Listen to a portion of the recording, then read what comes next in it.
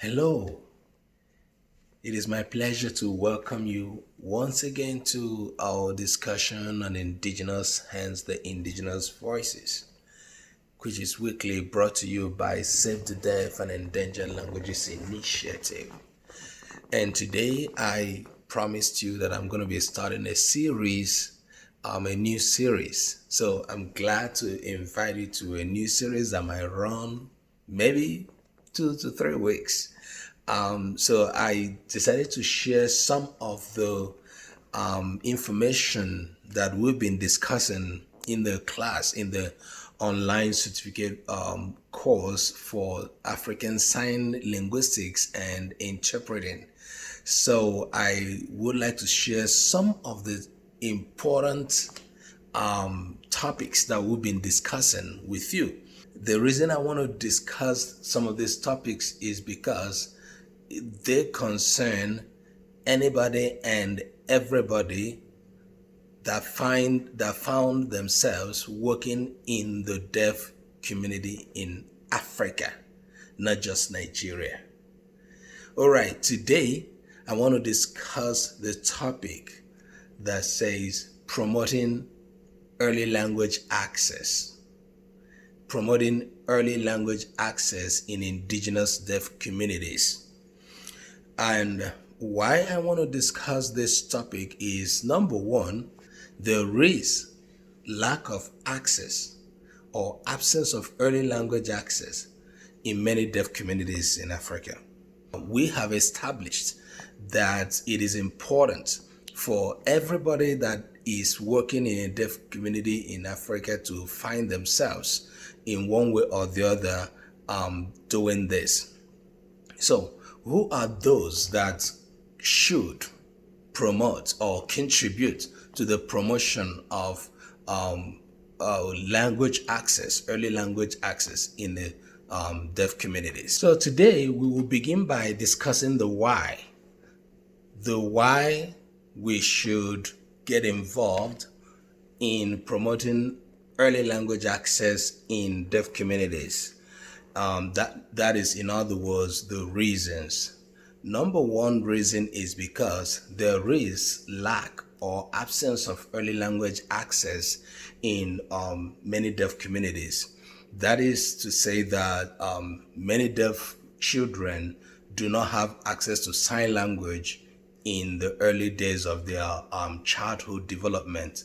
And the reason for this, one of the primary reasons for this, is an established fact that up to 90 to 95% of deaf children are born in hearing families, and the parents and siblings have little or nothing to do with sign language, or they have little or no knowledge of sign language, possibly prior to the emergence of the deaf child who becomes a member of the family. And so it is the lack of language access that we are targeting, because every study that we know about has supported the fact that language acquisition is something that should begin in the early days of a child's life. And when it doesn't happen and beyond 5 years, there could be a problem which will be identified in the cognitive capacity of that child. So that is the reason, that is one of the primary reasons that early language acquisition is something to be pursued amongst deaf children in deaf communities. And we have identified that in addition to the fact that 90 to 95% of deaf children globally are born in hearing families, there is a trend of attitude, or which we believe is born out of either misinformation or disinformation or lack of information at all of the parents, whereby some parents, if not many parents, believe, even at some point when they found out that their child is going to be a deaf person, they continue to live in regret, which leads them to continuously looking for help or continuously seeking a situation whereby they will reverse the condition. And this happens while the child is growing up in want of language, in want of communication. The families are busy trying to reverse the condition to ensure that their child does not live as a deaf person. But the fact remains that if your child is deaf, your child is deaf and is going to belong to the deaf community and live a life of the deaf people observing the deaf culture.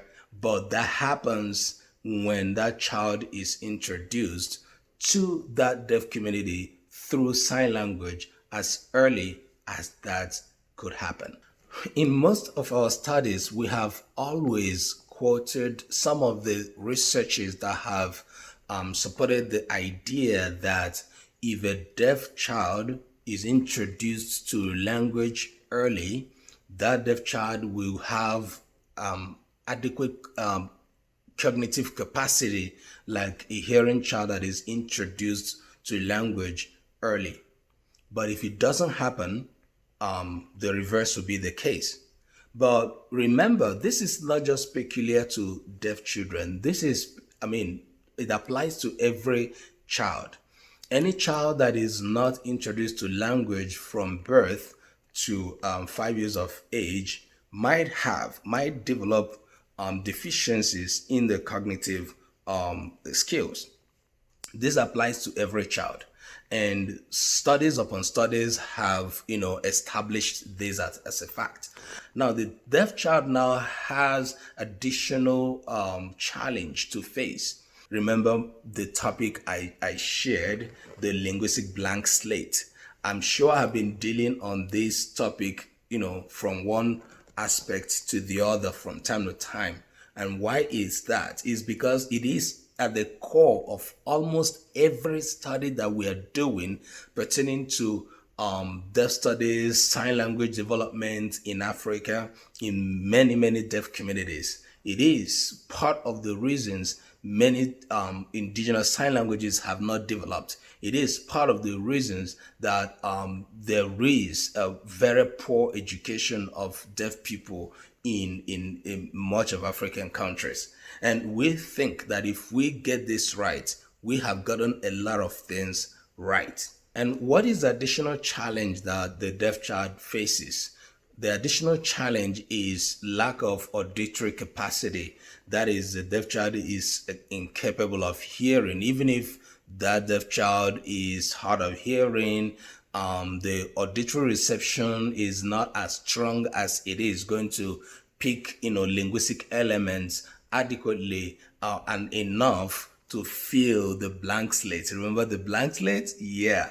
All right. So this is an additional challenge, and this is enormous for both language development and other behavior development, which are all related to early access to language. So that is number one. And so the entire linguistic cognitive set, or gadgets, let me use the word, the entire cognitive gadgets that the deaf child would have had to have a very normal communication going and coming is not complete because of lack of auditory capacity. And so we do not know to the extent to which the linguistic blank slate of a deaf child can be filled if other players are not doing their job. So today I want to share with you one of these studies done by Cheng and his colleagues. Cheng and his colleagues brought native signers of a sign language, 12 of them, and brought another 12 native speakers of a spoken language, and who later also learned sign language. The third group that they studied, which formed the control group, are 3 deaf adults who never had language in their early days until they were adults, at least up to 12 years of age, 13 and 21, these three deaf men were introduced to sign language at these ages. And this was a very thorough clinical experiment whereby they passed through MRI to show the brain part where language is localized.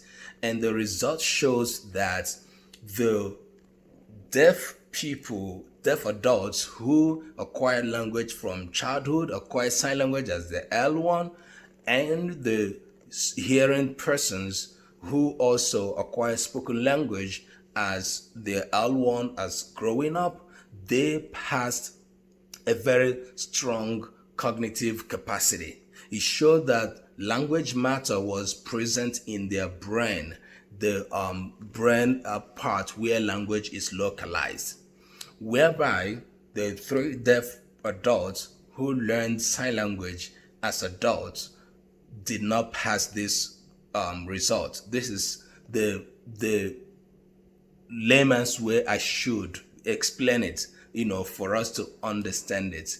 The deaf adults who never had early access to sign language, their results showed that the language level, the language presence in their brain was similar to that of an infant at age 21, 13, 14. The presence of language in the brain, the extent to which language was developed in their brain, was compared or comparable to that of an infant. And this is one of the studies that have supported the fact that it is important for us to ensure that every child will have language access as early as possible within the first 5 years of that child's life. I am sure we are going to be continuing with this topic in the next week. So today we have identified the why, the who, and we are going to look at the how. And so I wish that you are going to be here with me in the next week as we continue this topic, and I want to get your questions and your reactions as we continue in this topic. See you next week. Bye.